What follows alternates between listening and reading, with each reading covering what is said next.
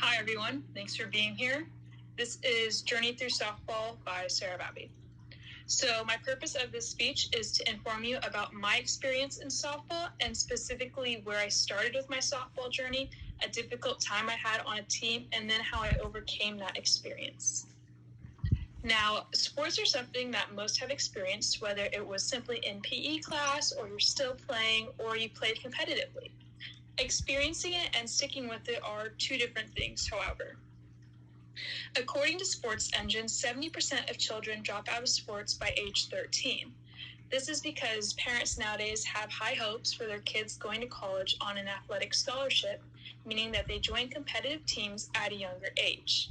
Now, that's not to say that kids can't have fun while doing this, but chances are that the high level of play at such a young age prioritizes fundamentals over fun.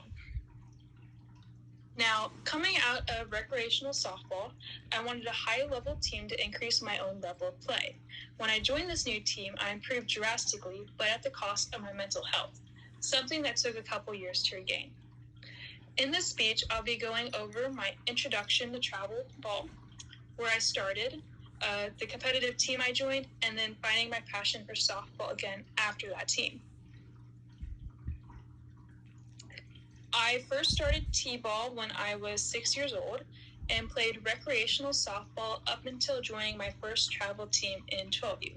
I moved up with my coach from the rec team who started a travel B team.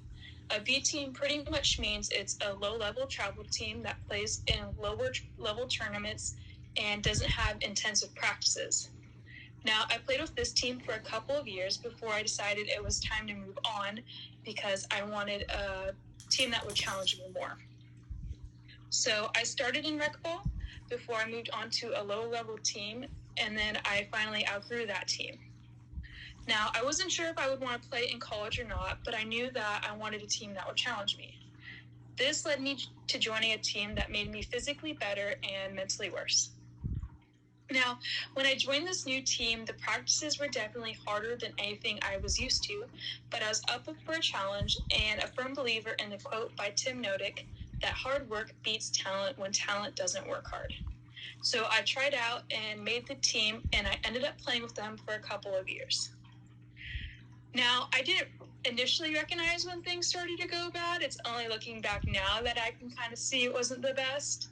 I'd really just started to become really anxious. I would check my bag constantly before practice, like 3 times.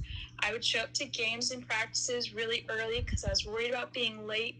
And altogether, I just played really conservatively because I was worried about making a mistake. Mistakes were met with punishments, either for you or your team as a whole. And I didn't want my team to hate me for making a mistake. And then I just started to overthink everything I did because I didn't want to make a mistake. So I was really focused on what not to do. I'd go home crying after practices, and I was just kind of a mess. After the first year, my mom asked me to join a different team because she didn't like how anxious I'd become.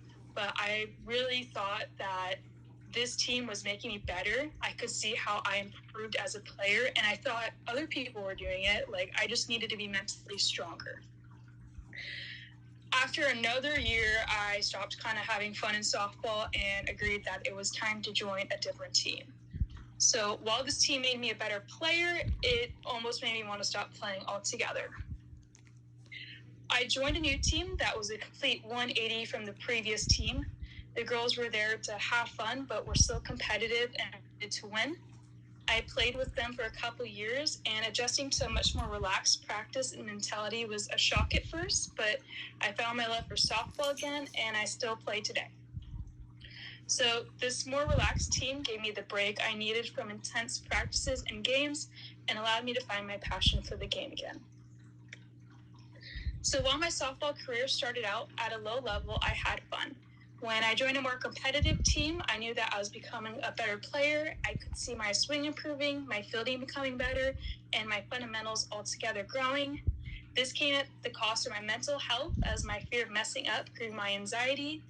Eventually, though, I found my love for the game again, and I'm glad I did because I believe that everything has made me a better player and person. Thank you.